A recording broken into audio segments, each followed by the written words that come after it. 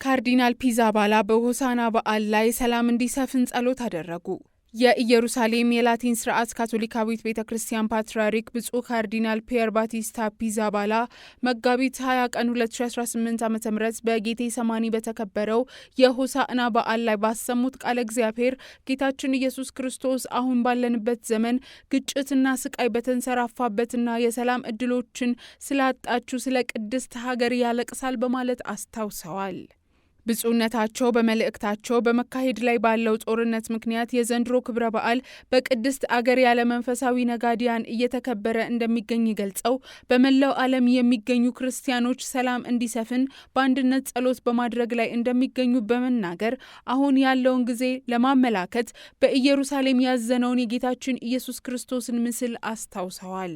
የኢየሩሳሌም የላቲን ፓትርያርክ ብፁዕ ካርዲናል ፒዛባላ ሁሉም ሰው የእግዚአብሔር ፍቅር ምስክር እንዲሆን ለቀረበው ጥሪ ምላሽ እንዲሰጥ በማበረታታት ወንድሞችና እህቶች በዚህ ምድር ሰላምን በመጠባበቅ እንዲሁም በክርስቶስ ፍቅር ላይ ተስፋ የማይቆርጡ ምስክሮች እንድንሆን ተጠርተናል ሲሉ መልእክታቸውን አስተላልፈዋል።